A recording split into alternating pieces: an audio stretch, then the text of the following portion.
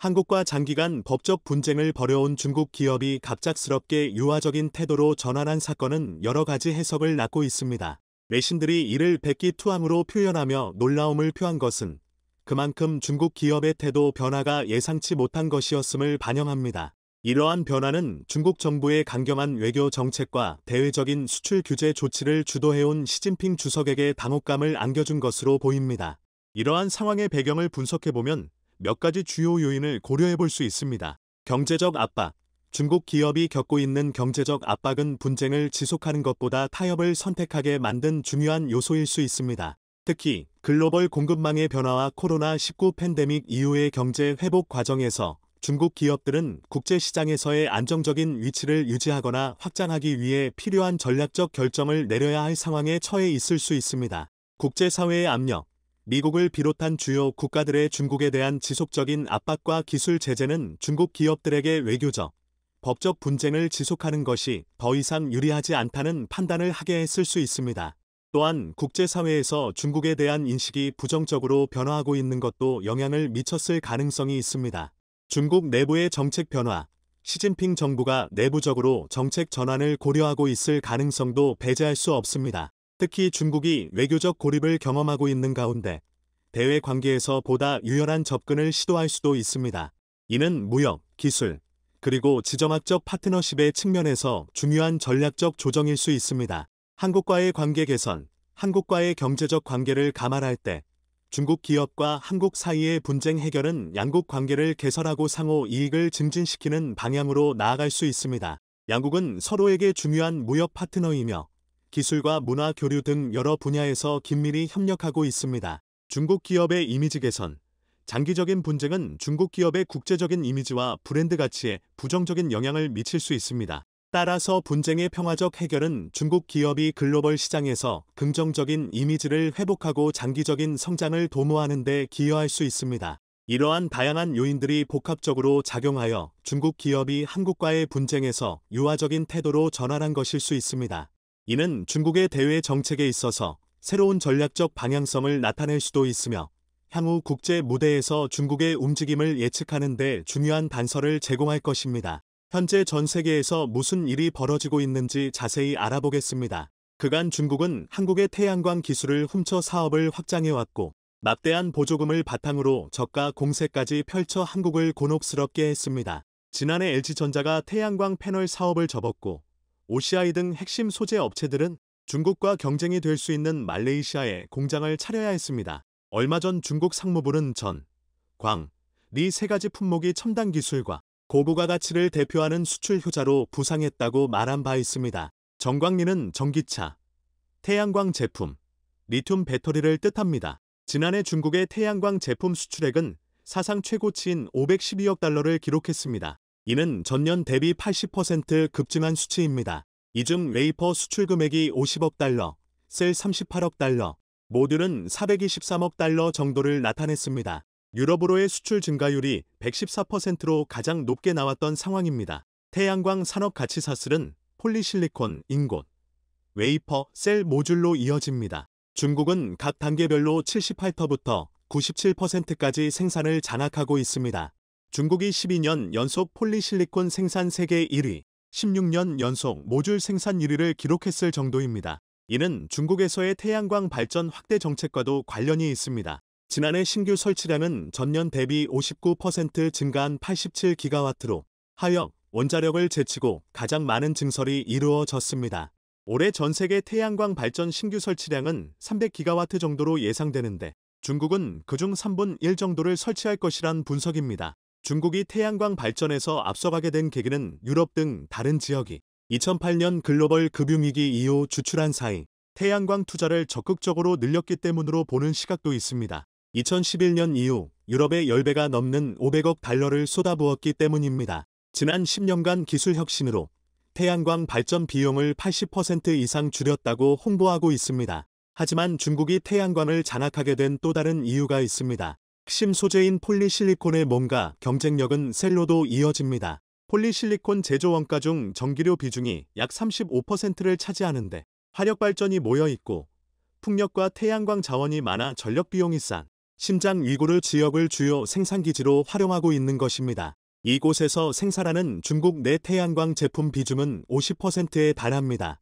미국은 지난해 6월 발효된 위구르 강제노동 금지법에 따라 신장에서 제조되는 상품에 대한 수입을 금지해왔습니다. 이곳에서 수출된 태양광 제품 또한 강제노동과는 무관하다는 점을 입증해야 미국으로 수출이 가능하도록 했습니다. 작년에 미국 세관이 중국 태양광 제품을 압류하기도 했습니다.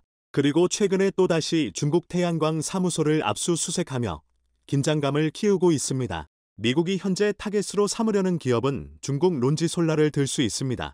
론지솔라는 명실상부한 글로벌 태양광 1위 업체로 2021년 말 시가총액이 100조 원에 달했던 기업입니다. 론지솔라는 실리콘 태양광 전지 효율에서 세계 신기록인 26.81%를 달성했다고 밝힌 바 있습니다. 지난 2017년 일본 기업이 세운 26.7%를 넘어선 것입니다. 하지만 이 또한 하나큐셀 특허를 무단으로 침해하며 달성한 기록입니다. 2012년 하나는 과감하게 독일 큐셀을 인수해 글로벌 3위 업체가 된 바 있습니다. 큐셀을 제외하고는 1터부터 10위는 모두 중국 기업이었습니다. 그 후 하나큐셀은 2016년 진천 공장을 세웠고 2019년에는 미국 조지아주 공장 가동도 시작했습니다. 독일에는 R&D 센터를 갖추고 있습니다. 중국도 한국의 성장을 지켜만 보고 있지 않았는데 재생에너지 보조금 130억 달러 중 태양광에만 60억 달러를 투입하며 한국을 따돌리려 했습니다. 한국에 비해 20% 저렴한 가격으로 태양광을 장악해 갔던 것입니다. 그럼에도 하나는 2012년 고효율 태양광셀 킨텀을 양산하며 견제를 피해갔습니다. 중국을 압도하는 퍼크셀 기술을 선보인 것입니다. 퍼크셀은 태양광셀 후면에 보호막을 형성해 투과한 빛을 다시 셀 내부로 반사시켜 효율을 높이는 기술입니다. 하지만 2015년부터 중국 기업들이 이 기술을 무단으로 사용하기 시작했습니다.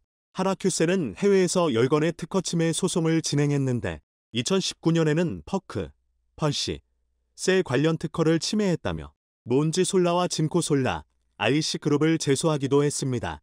이후 소송은 하나큐셀에게 유리한 국면으로 이어졌습니다. 2020년 중국과 독일에서 연달아 승소했으며 작년에는 네덜란드 헤이그 법원에서 승리했던 것입니다. 이는 독일과 영국, 스위스 등 11개국에서의 판매를 막는 결과로 이어졌습니다. 중국 당국도 2020년 11월 하나큐셀 특허를 인정했는데 몬지솔라가 자국 기업임에도 이 같은 결정을 내린 것은 하나큐셀의 특허 침해 주장이 너무나 명확했기 때문입니다. 중국 기업들이 하나큐셀에 손을 내밀 수밖에 없는 상황이 됐던 것입니다. 결국 최근 론지솔라 등 중국 업체들은 하나큐셀에 백기투항을 했습니다. 특허를 사용하는 대가로 수수료를 지급하는 라이선스 계약을 체결한 것입니다. 게다가 자신들이 보유하고 있던 특허까지 하나큐셀과 공유하기로 했죠. 결국 자신들 무기까지 보여주며 두 손 들고 앞으로 나온 것이란 분석입니다. 이로써 양사는 해당 특허 기술을 합법적으로 사용할 수 있게 됐고 전 세계에서 진행하고 있는 모든 소송을 취하하기로 했습니다. 지난 4년여간 이어온 특허 분쟁이 종지부를 찍은 것입니다. 몬지솔라 측은 향후 하나큐셀과 특허 분쟁이 발생하지 않을 것이라며 수수료를 지급하더라도 제품과 서비스를 계속 제공할 수 있게 돼 안도하고 있습니다. 이는 중국 트리나 솔라와의 분쟁 결과로 어느 정도 예견됐던 내용입니다. 독일 법원은 트리나 솔라가 하나큐셀 특허를 침해했다며 올 1월 판매 중단 명령을 내린 바 있습니다. 이에 트리나 솔라는 바로 꼬리를 내렸고 2월 전격적인 합의를 제안했습니다. 하나 측의 라이선스 비용을 지불한 후 제품을 계속 생산하기로 한 것입니다. 특히 이 과정에서 자신들이 보유한 특허도 공유하기로 했습니다. 하나큐셀은 그간 중국 특허를 침해한 적이 없기에 사실상 퍼크셀 라이선스 이득을 모두 가져오는 구조가 된 것입니다. 트리나 솔라와의 합의 내용은 론지솔라의 선례가 됐습니다. 중국 당국은 자국 업체가 한국의 특허를 공유할까 기술 수출 규제까지 검토했지만 결국 일은 터졌고 시진핑 정부는 멘붕에 빠진 것으로 나타났습니다. 일각에서는 중국이 퍼크셀 기술 허가를 받아 더 앞서가는 것 아니냐는 우려도 있지만 하나큐셀은 이미 대비를 해놓고 있습니다. 퍼크 및 탑콘셀은 실리콘 기반으로 이루어져 이론적으로 최대 29% 효율을 넘어서기는 어렵습니다. 퍼크셀은 세계 태양광 시장의 90% 이상을 차지하고 평균 발전 효율은 23% 정도입니다. 몬지솔라가 26.81%를 달성했다며 들떠있는 것도 이런 이유 때문입니다. 그런데 하나큐셀은 또 다른 기술로 이마저도 넘어서고 있습니다. 페로브스카이트 기반의 텐덤셀 개발에 박차를 가한 것입니다. 텐덤셀의 이론 한계 효율은 44% 수준입니다. 한화큐셀은 지난 3월 독일 연구소와 협력해 최대 28.7% 효율을 기록한 바 있습니다. 그리고 상용화 시 35% 이상 효율을 기대하고 있습니다. 발전효율을 1% 높이면 1,000억 원 상당을 절감할 수 있습니다. 론지솔라 기술보다 텐덤셀 효율이 월등히 높은 것입니다. 한화는 이번에 놀라운 발표를 했습니다. 차세대 태양광 기술인 텐덤셀을 2026년 양산하겠다고 밝힌 것입니다. 이는 상부셀과 하부셀을 연결해 최대 효율을 이끄는 기술입니다. 페로브스카이트가 자외선, 가시광선 등 단파장을 흡수하고 하부셀에 있는 실리콘이 적외선 등 장파장을 흡수하는 방식입니다. 효율이 기존 대비 10%만 높아져도 전 세계 태양광을 독식할 수 있습니다. 페로브스카이트는 실리콘만큼이나 흔하고 가격도 낮은 물질입니다. 다만 열과 습기에 취약해 이를 보완하는 연구를 하고 있습니다. 이는 작년에 국책 연구과제로도 선정됐을 만큼 이들만큼 사활을 거는 기술입니다. 그런데 최근 국내 연구진이 세계 최고 수준의 페로브스카이트 태양전지, 대면적 셀을 개발해내며 상용화에 나서자 중국이 큰 충격을 받았습니다. 이는 한국이 또 한 번 앞서갈 수 있는 기반이 됐기 때문입니다. 한화큐셀은 현재 G7 국가 대부문에서 시장을 선도하고 있습니다. 미국, 유럽, 호주 등에서 태양광 톱 브랜드로 선정되는 쾌거를 얻었죠. 유럽에서는 9년 연속, 호주에서도 7년 연속 선정이 됐습니다. 이는 한화솔루션의 실적마저 끌어올리고 있습니다. 올해 1분기 신재생 에너지 부문에서 영업이익 2,450억 원을 기록했는데 이는 전년 동기 대비 85% 증가한 수치입니다. 태양광 부문 영업이익 늘은 17.9%로 케미칼 2.5%와 첨단 소재 8.6%보다도 월등히 높습니다. 한화솔루션의 영업이익 전망치를 보면 올해 1조 원 정도에서 2025년 1조 6천억 원까지 높아지는 것을 볼 수 있습니다. 론지솔라는 한화큐셀이 장악한 미국 시장을 노리고 있습니다. 중국 론지솔라와 자솔라는 각각 5기가와트, 2기가와트 규모의 모듈 공장을 미국에 신설하는 방안을 검토하고 있습니다. 하지만 미국에서의 한화큐셀 위상은 굳건한 상태입니다. 미국의 전체 태양광 셀 수입에서 한국산이 차지하는 비중은 2011년 1.9%에서 최근 47%까지 급등했습니다. 같은 기간 모듈 수입 비중도 1.1%에서 7.6%로 올랐죠. 반면 중국산 셀과 모듈이 차지하는 비중은 1% 이하로 떨어져 있는 상태입니다. 한화큐셀은 주택용과 상업용에서 두각을 보이고 있습니다. 미국 내 주택용 모듈 시장에서 33%로 5년 연속 1위를 했고 상업용 모듈 시장에서도 17%대 점유물로 4년 연속 1위를 했습니다. 미국 내 생산 설비도 내년 말 8.4기가와트로 늘어날 전망인데 IRA에 따라 연간 최대 1조 원가량 세금 감면 혜택이 예상되고 있습니다. 올해 미국에 설치될 발전 설비의 54%는 태양광이 차지할 전망입니다. 한화는 중국 기업을 확실히 잡아내고 세계 1위로 나아가길 바랍니다. 오랜 세월 한국이 갖지 못했던 무기 핵을 마침내 한국이 손에 넣을 수 있게 되었다고 합니다. 지속적으로 가해지는 러시아의 위협 때문에 한국이 우회로를 통해 핵을 보유할 수 있게 되었다고 하는데요. 무슨 수를 써서라도 한국의 핵 보유를 결사 반대했던 미국도 이번에는 어쩔 수 없다는 입장을 보이며 한국 핵 보유에 대해 승인할 가능성이 높은 상황. 대체 한국은 어떻게 핵 보유가 가능한 것일까요? 우리는 분명히 경고했다. 페스코프 대변인은 전화회견에서 공개된 충격적인 사실을 다시 확인해주며 다가오는 핵 위협에 대해 철저히 대비할 것을 주문했습니다. 이제까지 핵 사용에 대해 소문만 돌았던 러시아가 직접적으로 핵을 전쟁에 동원할 것을 선언한 것은 대단히 충격적인 일이라 할 수 있는데요. 러시아 국방장관의 입에서 더티밤이 사용될 것이며 핵 사용과 관련 이제부터는 다른 국가의 책임이라는 말과 함께 러시아는 우크라이나를 상대로 최후의 수단을 쓰기로 결정한 것입니다. 그의 입에서 나온 더티밤은 저인력 핵무기를 뜻하는 것으로 재래식 폭탄의 방사성 물질을 채운 방사능 무기입니다. 더티밤이 터질 경우 대기에 엄청난 양의 방사능이 분출 사람들을 대상으로 무차별적인 방사능 오염을 일으킵니다. 핵무기와 다른 점은 더티밤의 경우 위력 차원에서 조절이 가능하다는 점인데요. 범위와 규모를 의도적으로 조절할 수 있습니다.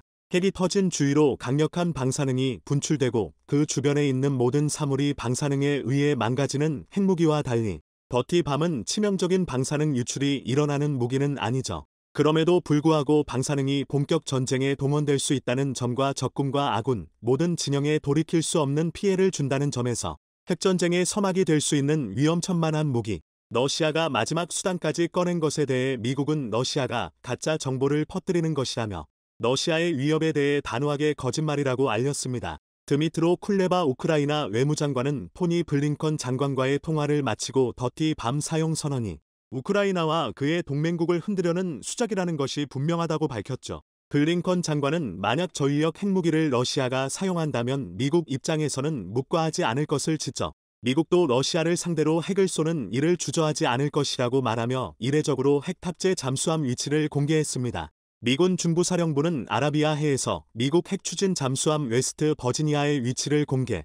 이 잠수함의 사거리 안에 러시아가 있다는 것을 언급하며 러시아를 향한 협박 아닌 협박을 가했습니다. 보통 미군의 주력 자산이라 할 수 있는 핵잠수함을 공개적으로 위치까지 공개한 것은 명백하게 러시아를 향한 미국의 견제 의사라 할 수 있죠. 러시아도 이에 대해 모르진 않았으나 메시지를 바꾸진 않았습니다. 페스코프 대변인과 슈이구 장관은 미국 핵잠수함 위치 공개와 발맞춰 더티밤 사용에 대해서 러시아는 사용에 대해 분명히 말했다. 는 말과 함께 우크라이나 전장에 사용할 것을 암시했죠. 결국 우크라이나 러시아 전쟁에 핵이 등장할 예정인데요. 자칫 잘못하면 대규모 핵전쟁으로 이어질 수 있는 긴급한 상황. 재래식 전쟁과는 차원이 다른 후폭풍이 올 수 있는 핵 사용에 많은 유럽 국가들은 공포에 떨었습니다. 그 중에서는 한국 무기를 수입하며 재난에 대비하던 폴란드가 있었죠. 폴란드는 러시아가 기어코 핵을 사용하려는 모습을 보곤 공포에 질렸습니다. 결국 폴란드 대통령은 미국에게 핵무기를 요청하게 되었는데요. 폴란드 주간지 가제타 폴스카를 통해 공개된 정보에 따르면 안제이 두다 폴란드 대통령이 미국을 상대로 핵공유 프로그램에 폴란드가 참여하길 바란다고 말하며 핵무기를 폴란드에 제공할 것을 미국에게 요청했다고 밝혔습니다. 폴란드가 안보적으로 강화되기 위해선 핵은 필수나 말한 그는 노골적으로 미국 정부에게 도움을 요청했죠. 그러나 미국 정부는 이러한 요청에 대해 전혀 들은 바 없다. 며 선을 긋는 모습을 보였습니다. 핵을 다른 국가에 누출하지 않으려는 미국은 명백히 폴란드 대통령이 언론을 통해 밝힌 사실조차 부인하며 이국에선 그런 요청을 받은 적이 없다. 며 거리를 두었죠. 그러나 최근 러시아에서 더티밤 사용이 본격화되면서 미국도 기존 핵무기 제공 거부 입장에서 선회하기 시작했습니다. 우크라이나 지근거리에 위치한 폴란드 역시 더티밤의 여파에 전혀 무관하다고 볼 수 없기 때문이죠. 폴란드는 러시아 침략의 공포에서 자유롭지 못한 국가입니다. 최근 벨라루스도 기존 중립 입장에서 러시아 편으로 돌아서면서 폴란드도 우크라이나처럼 공격받을 가능성이 높아졌습니다. 그렇기에 폴란드는 다급하게 재래식 병력을 사들이며 전쟁에 급격하게 대비한 것이죠. 그러나 전쟁의 한가운데 빠르게 물량을 생산할 수 있는 곳은 몇 군데 없었고 그 중에서 폴란드 정부의 요구 조건을 만족하는 곳은 단 한 군데였습니다. 바로 한국이 해당 국가였는데요. 한국의 다양한 무기를 직접 본 폴란드는 만족스러운 무기 경험을 통해 다량의 한국 무기를 수입하기에 이릅니다.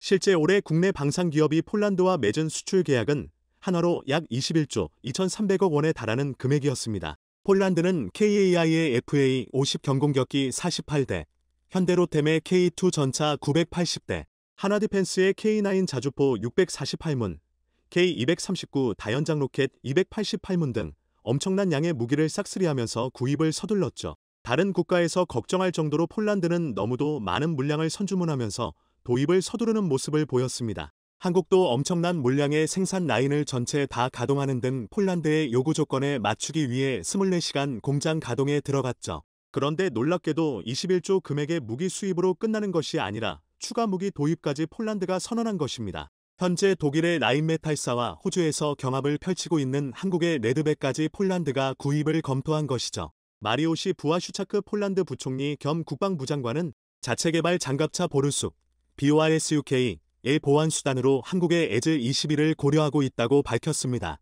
에즈-21은 레드백의 개발 단계 코드명을 지칭하는데요. 레드백 테스트를 시작했다고 밝히며 레드백 사진을 SNS에 올린 것입니다. 폴란드에서 만약 레드백까지 추가 구입을 검토한다면 약 8조 5천억 원에 해당하는 금액을 추가하는 것인데요. 한국이 아니었다면 불가능한 수준의 무장을 폴란드는 갖추면서 본격적인 전쟁 대비에 나선 것이죠. 거기에 더해 폴란드는 핵무장 논의까지 나서며 핵까지 겸비한 강군으로 거듭날 준비를 마친 것인데요. 미국에서는 나토식 핵공유 방안은 물론이고 B-61 전술핵 폭탄까지도 폴란드에 도입할 것을 검토했다고 합니다.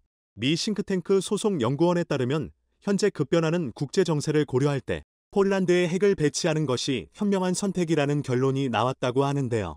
폴란드 비행장에 B-61-12를 탑재할 전투기를 파견 폴란드를 방패로 러시아 핵공격에 맞서겠다는 것으로 미국의 계획이 변경되면서 뜻하지 않게 한국이 이득을 보게 되었습니다. 바로 핵 배치와 관련 한국도 전술핵 배치의 혜택을 받게 되는데요. 폴란드가 B-61-12 핵 배치와 관련 한국에게 핵을 공유할 수 있습니다. 과거 한국과 폴란드가 맺은 군사협정 덕분에 가능한 일이죠. 과거 2014년 한국은 폴란드와 군사협정을 체결 양국 사이의 국방 분야 협력과 교류를 중점으로 두 국가 사이의 우호 증진을 위해 협정이 체결되었습니다. 그리고 이 협정에는 군대에 필요한 군수 지원은 물론이고 당사자 군대에 대한 현대화된 무장 및 군사 장비 제공을 포함한 무장 및 군사 장비 공유가 포함되어 있습니다. 다시 말해 핵도 이 공유의 개념 아래에 들어갈 수 있다는 뜻이죠. 특히 한국과 지속적으로 군사 협력은 물론 방산 분야에 있어 교류가 잦았던 입장이기에 핵 문제에 있어서도 폴란드는 한국의 입장을 10분 이해할 수 있는 국가입니다. 바로 옆에 붙어있는 북한의 탄도미사일 위협은 물론 중국과 러시아의 위협에서도 한국이 자유롭지 않다는 것을 폴란드 역시 이해하고 있기에 한국의 핵무기 소유에 대한 염원을 잘 이해하고 있죠. 게다가 한국 내에서 불고 있는 핵무기 보유 여론에 대해서도 폴란드는 최근 한국과의 교류를 통해 잘 인지하고 있는 상황. 다시 말해 미국에게 제공받은 핵을 한국에게 넘겨주는 것은 물론 공동관리까지도 나설 수 있는 셈입니다. B-61-12 무기에 대해서는 이미 미국도 한 차례 한국에게 제공하는 것을 검토한 적이 있었기에 미국도 한국에게 핵을 배치하는 것이 기술적으로 어려운 일이 아닙니다. 그리고 러시아의 더티밤 사용으로 북한에서도 더티밤 사용을 진지하게 고려한다면 미국 입장에서도 한국이 대비할 수 있게 핵을 제공해줘야 하는 상황. 이래저래 한국이 폴란드를 통해 핵을 공유받는 것은 큰 문제가 없는 상황인 것이죠. 덕분에 한국은 미국의 반대에도 불구하고 핵을 마침내 손에 넣을 수 있게 되는 것입니다. 불가항력에 가까운 국제 정세와 폴란드와의 물자 협력 덕분에 가능한 일이지만 비로소 북한에 맞설 무기를 한국도 소유할 수 있게 되는 것인데요. 오랜 염원인 한국 핵 보유가 마침내 현실에 실현되길 기원하며 러시아는 물론이고 북한에 이르기까지 핵을 쥔 국가들이 세계 최강으로 인정받던 미국제 무기가 우크라이나 전장에서 힘을 쓰지 못하고 몰락하고 있다고 합니다. 최근 우크라이나 전장에서 활약을 펼치고 있다는 소식에 각국에서 주문이 쇄도하고 있었는데 실제로는 손실이 심각한 상황이 드러난 겁니다. 이미 수백 번의 실전을 통해 충분히 검증된 무기였었기에 더 큰 충격으로 받아들여지고 있습니다. 그동안 양극재 시장을 주도하던 일본 기업들이 최근 들어 한국 기업의 무서운 성장세에 속속 선두를 빼앗기고 있습니다. 10년 전만 해도 상상할 수도 없을 일인데요. 한국이 늘 그래왔듯 압도적인 기술력을 바탕으로 시장에서의 지위만 믿고 발전을 게을리하던 일본 기업들을 제치고 앞서 나간 것입니다. 점점 가파르게 성장하는 양극재 시장에서 한국이 두각을 드러내고 있는 근황과 일본이 반도체에 이어 양극재 시장까지 한국에 추월당인 사연을 지금부터 자세하게 설명해 드리겠습니다. 지난 21일 세계 최대 규모의 양극재 공장 에코 배터리 포항 캠퍼스 CAM 7분의 준공식이 진행되었습니다. 에코프로엠과 삼성 SDI가 공동 출자한 이 공장은 공사비만 2,730억 원이 투입되었는데요. 설비, 품질 및 물류의 자동화 시스템을 구축해 생산 효율성을 높이고 리스크 방지를 위한 사고, 예방 설계를 반영해 가동 안정성을 극대화한 최첨단 라인을 만들었다고 합니다. 이를 바탕으로 CAM7은 연간 5만 4천 톤의 양극재를 생산할 수 있어 단일 공장으로는 세계 최대의 생산량을 자랑합니다. 이곳에서뿐만 아니라 에코프로가 이미 운영 중인 CAM6 공장까지 합치면 무려 연 9만 톤에 달하는 양극재를 생산할 수 있죠. 이 정도 규모의 양극재라면 전기차 100만 대 분량의 배터리를 소화할 수 있어 세계 어디에서도 유례가 없는 수준입니다. 에코프로는 여기서 멈추지 않고 CAM8, 9도 지어 연 26만 톤까지 생산량을 늘릴 계획이라고 하는데요. 글로벌 전기차 수요가 점점 늘어나는 가운데 이를 대비하기 위한 발빠른 공장 라인 추가는 고무적인 일입니다. 지난해 기준 글로벌 전기차 생산량은 670만 대였고 올해엔 이보다 약 52%가 더 증가한 1017만 대가 생산될 것으로 예상됩니다. 이에 따라 앞으로 전기차 배터리는 물론이고 그 배터리의 주요 부품인 양극재 수요 역시 폭발할 전망.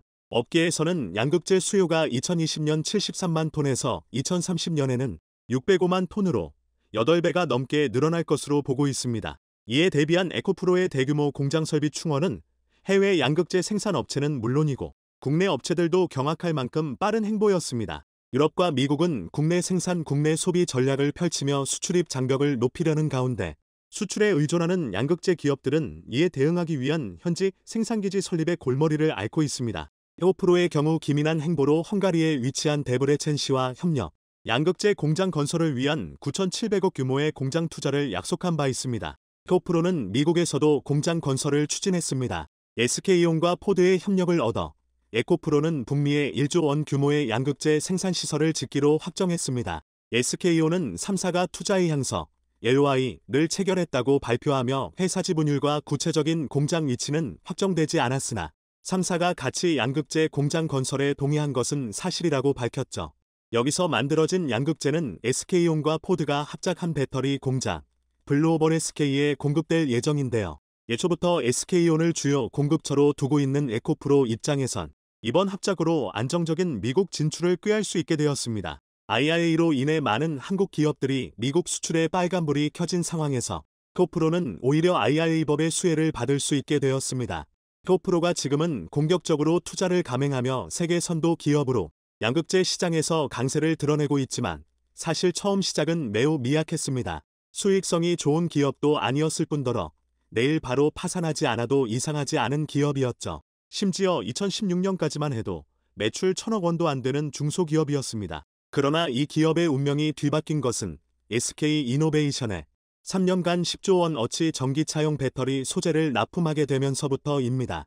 에코프로는 2004년부터 양극재 사업을 시작해 10년간 적자였지만 기술에 대한 자신감과 미래 시장에 대한 확실한 비전이 있었고 그것만을 믿고 아무도 알아주지 않았던 양극재 시장을 고집해왔습니다. 그리고 그 믿음에 대한 보답으로 양극재 시장 1위 점유율 기업인 스미토모 뒤를 쫓을 정도로 급성장한 기업이 되었죠. 일본의 스미토모는 전통적인 양극재 시장 강자로 오랜 업력을 자랑하는 기업입니다.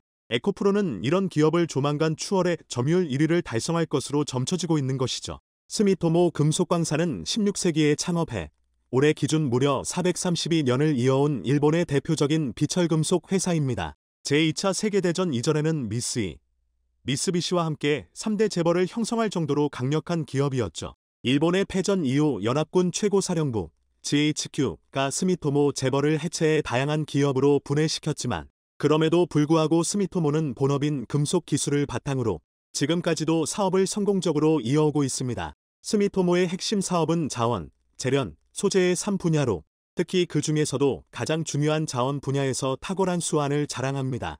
해외 광산 회사를 통해 조달한 구리, 니켈, 금 등 다양한 금속의 원료를 가공해서 판매하고 있죠. 재련 기술에 있어서는 세계 그 어디 기업과 비교해도 밀리지 않는다는 평가를 들은 스미토모는 전기차 시대에 접어들면서 금속으로 인한 수혜를 누린 기업이 되었습니다. 강력한 경쟁자로 급부상했던 중국이 세계 경제 둔화와 미국의 견제로 인해 비철금속 생산에 큰 타격을 입으면서 그동안 다수의 비철금속 광산을 몰래 사들인 스미토모기 가격 상승의 혜택을 고스란히 받게 되었기 때문이죠. 전기차 배터리를 만드는데 필수적인 니켈산 리튬을 스미토모는 자력으로 생산이 가능합니다. 파나소닉이 이 니켈산 리튬을 구입해 만든 배터리를 테슬라에 공급하면서 스미토모는 말 그대로 돈방석에 앉을 수 있었는데요. 전기차 시장에서 절대적인 점유율을 자랑하는 테슬라의 주요 소재 수출 기업으로 스미토모가 자리 잡으면서 양극재 시장에서도 1등의 지위를 차지할 수 있게 된 것입니다. 2020년 기준 스미토모의 글로벌 양극재 시장 점유율은 무려 48.8%에 달했는데요. 이 점유율을 깨고 한국이 스미토모를 따라잡는 것은 무리라는 분석이 지배적이었습니다. 오랜 역사를 지닌 데다 좋은 니켈 산지도 미리 확보해둔 스미토모를 추월하는 것은 아무래도 불가능해 보였죠. 그러나 최근 들어 굳건할 것으로 보였던 스미토모의 양극재 점유율이 점점 떨어지기 시작했습니다. 그 사라진 점유율은 바로 에코프로가 잠식하고 있었던 것인데요. 2017년 기준 21.4% 점유율을 기록해 동년 62.7% 점유율을 기록했던 스미토모와 41.3% 피 차이를 보였던 것에 비해 불과 3년 후인 2020년에는 그 격차를 21.2%까지 줄였습니다. 이런 성장세의 비결은 바로 에코프로가 가진 하이니켈 양극재 생산 기술 덕분이었습니다. 전기차 배터리는 양극재의 니켈 함량이 높을수록 전기를 더 많이 저장할 수 있습니다. 그래서 하이니켈 양극재 기술에서 오일을 가진 쪽이 곧 더 나은 배터리를 생산할 수 있다고 말할 수 있는데요. 스미토모와의 기술 경쟁에서 에코프로가 더 좋은 하이니켈 양극재 기술을 개발해내면서 점유율 격차를 크게 좁힐 수 있었던 것입니다. 게다가 공격적인 투자로 생산량 자체를 크게 늘릴 계획인 에코프로는 가격 경쟁력까지 챙겨서 점유율을 더 빠르게 높일 수 있는 상황. 한국의 추격을 따돌리기 위해 스미토모는 인도네시아와 협상에 나서며 안정적인 니켈 공급망을 확보하고자 했습니다. 하지만 인도네시아 니켈 가공 공장 프로젝트가 불발로 끝나면서 치명적인 타격을 입게 됩니다. 현지 파트너인 PT 발레, PT 베일와 틀어진 것이 결정적인 원인이었는데요. 현지 업체와 가격 및 공사 일정에 관해 타협할 수 없어 공사 자체가 엎어진 것입니다. 스미모토 금속광산 최고 재무책임자 CFO인 베르나두스 이르만토는 외신 인터뷰를 통해 인도네시아 니켈 광산 프로젝트의 실패를 만회할 다른 장소를 물색 중이라고 밝혔습니다. 하지만 PT 발레와 계약이 엎어지면서 다른 현지 업체와의 계약에까지 큰 난관이 발생했고 타당성 조사에도 시간이 걸리면서 결국엔 안정적인 니켈 수급에 차질이 생겼습니다. 그러지 않아도 한국 기업의 기술력을 따라잡기 위해 대규모 R&D 투자를 하고 있어 자본의 여유가 없는 가운데 바짝 쫓아오는 에코프로의 격차를 다시 벌리기는 쉽지가 않은 상황이죠. 에코프로의 지속적인 성과는 주식시장에서 드러났습니다. 하이니켈 양극재 생산성 호재와 스미토모 광산의 부진으로 에코프로는 21.5%의 가격 상승을 기록했죠. 다른 한국 양극재 생산기업도 에코프로와 마찬가지로 상승세를 보이며 R&D 투자 및 공장 라인 확충에 심혈을 기울이고 있는데요. LG화학은 LG에너지솔루션 분사와 더불어 생산 라인을 늘려 향후 양극재 시장에서 세계적인 지위에 도전할 것을 선언.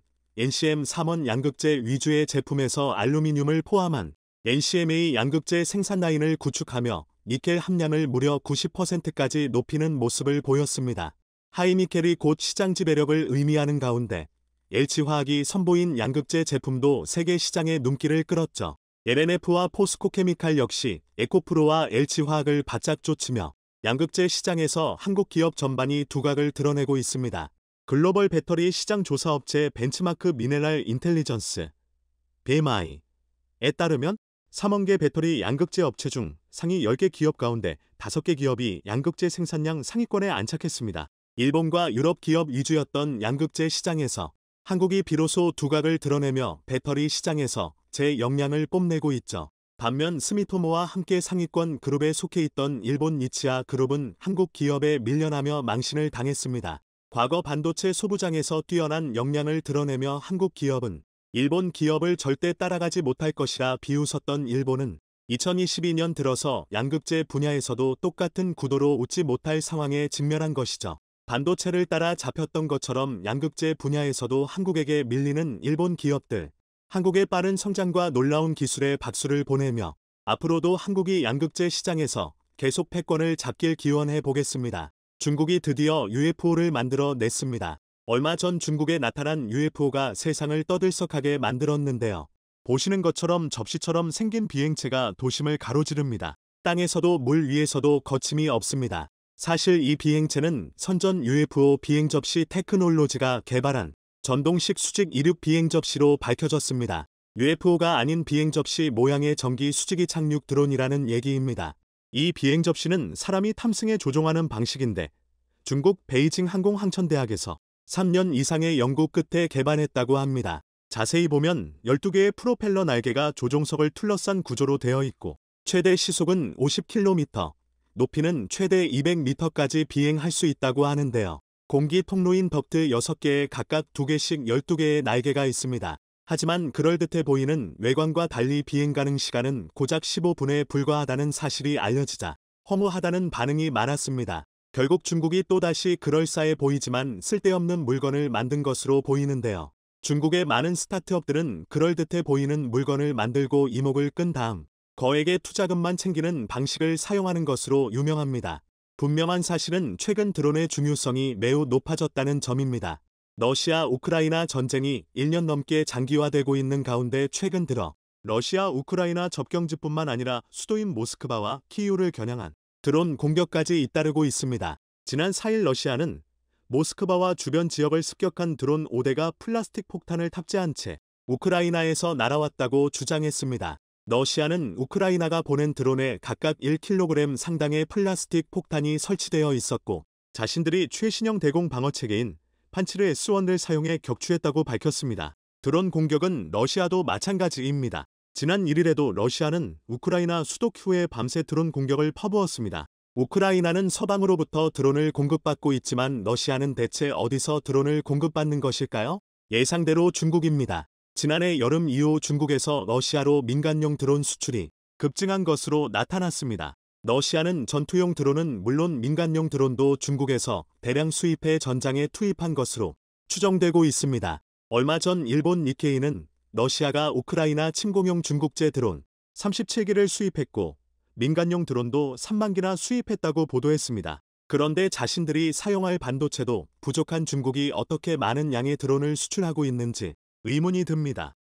알고 보니 그 배후에는 일본이 있었습니다. 니케이 신문의 보도에 의하면 우크라이나 전쟁 발발 이래 13개월 동안 러시아로 들어간 일본제 반도체는 약 141억 원에 달하는 것으로 드러났습니다.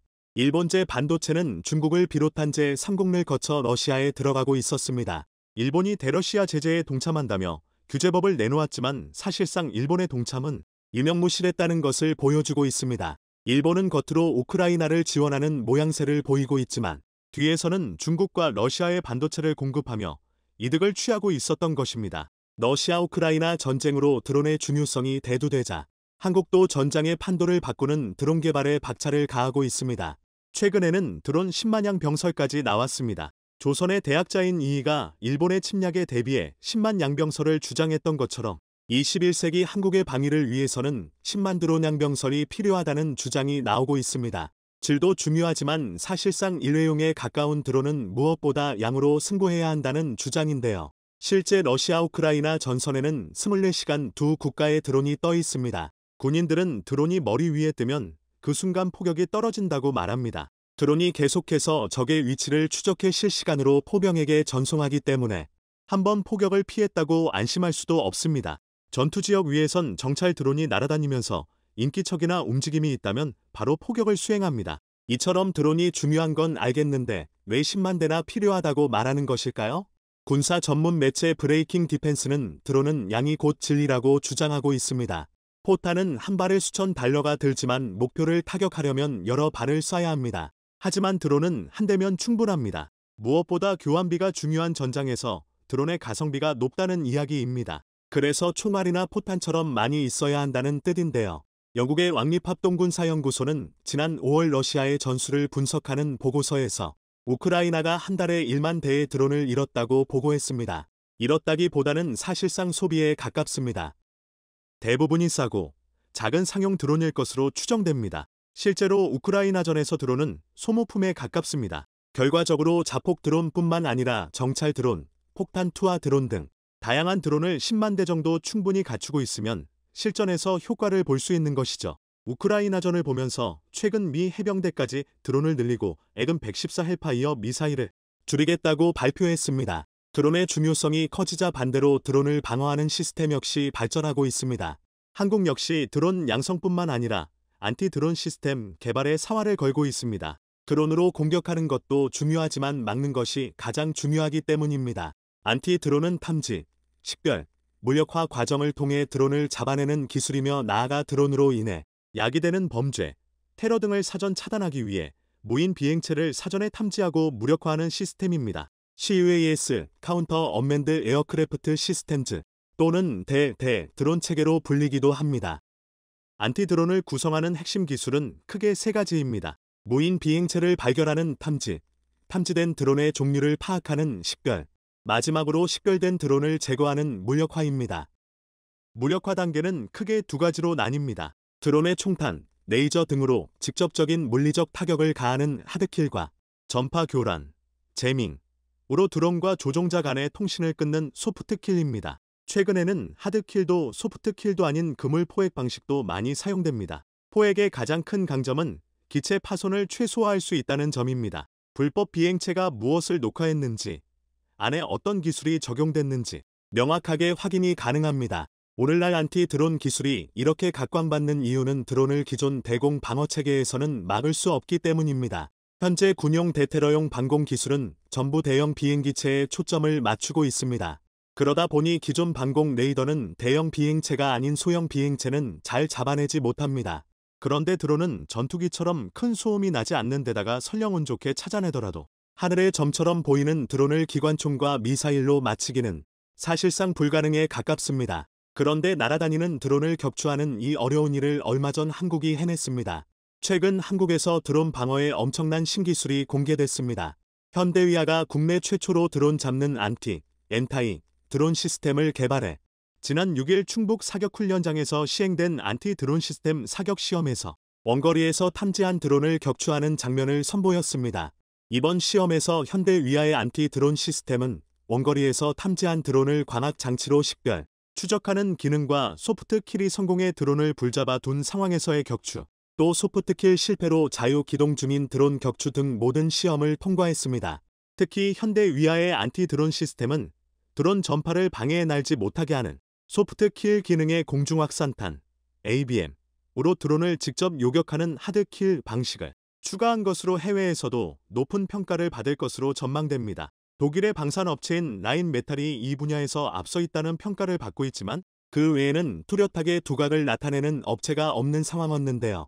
한국 기업들이 빠르게 치고 나간 것입니다. 현대위아의 안티 드론 시스템은 앞으로 또 하나의 방산 수출 효자가 될 전망입니다. 현대위아는 이번에 공개한 시험에서 드론을 어떤 상황에서도 무력화할 수 있도록 레이더를 통해 원거리 탐지를 할 수 있었고 광학장치를 이용해 드론을 식별하고 추적할 수 있었으며 제밍, 드론 통제권을 뺏는 스푸핑, 전자기파 등 소프트 길이 어려운 상황에선 하드길을 통해 격추할 수 있는 등 다양한 기술을 선보였는데요. 이러한 기술을 바탕으로 차량형 안티 드론 시스템 개발에도 박차를 가하고 있습니다. 현대위아의 안티 드론 시스템은 오는 10월 열리는 국내 최대 방위산업 전시회 서울 에덱스 2023에서 대중에게 공개됩니다. 납품에 앞서 마지막 시험 평가가 이처럼 성공적으로 마무리됨에 따라 앞으로 해외 판로 개척에 상당히 유리한 고지를 점할 수 있을 것으로 전망됩니다.